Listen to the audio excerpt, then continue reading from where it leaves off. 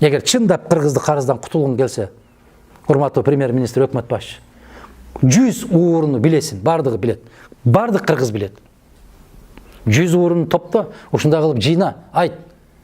Жедик, ичтик, эми жараткандан корколу дагы кайтаралы.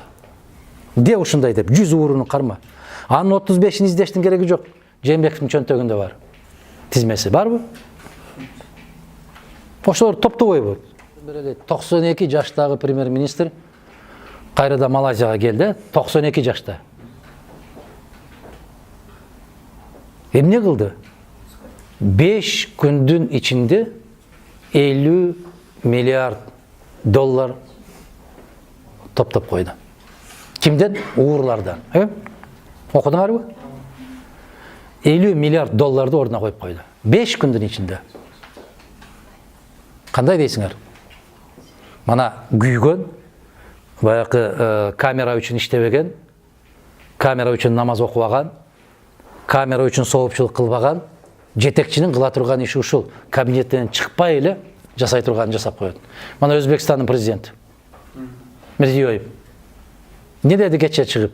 Соц тармактардан кайрылды. Көрдүңөрбү? Айтты. Бүт баарын чекеден мамлекеттин казынасына уурдагандарын төктүрүп атам деди.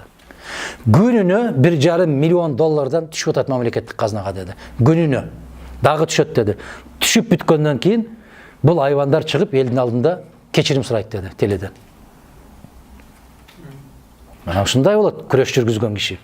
Күрөштү ушинтип жүргүзөт. Анан мен сага кылмыш ишин ачып коюшум мүмкүн, 3 күндүн ичинде качып кет деп кабар бербейт ал. Түндө 1,5-да уктап аткан жерден кармап келип атат. А биздикилер эртерээк кабар берет.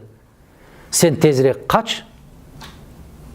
Качып бүткөндөн кийин сен кабар берип кой, мен бүттү, мен качып бүттүм деп. А мен сенин артыңдан кылмыш ишин козгоп коем. 2-3 ай, 4 ай, 5 ай туруп тур. Кыргыз унутчаак. Эртең эле унутат, анан келе бересиң. Мына ушундай келишим түзүп атат. Тилекке каршы.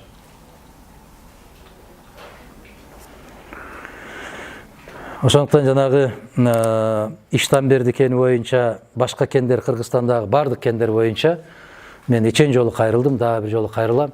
Бизден эстүү, бизден акылдуу, бизден таза, муун келмейинче тоо таштарды казып жарганды токтотушубуз керек деп. Токтотуп турушубуз керек. Бизге жаратылыштын байлыгынан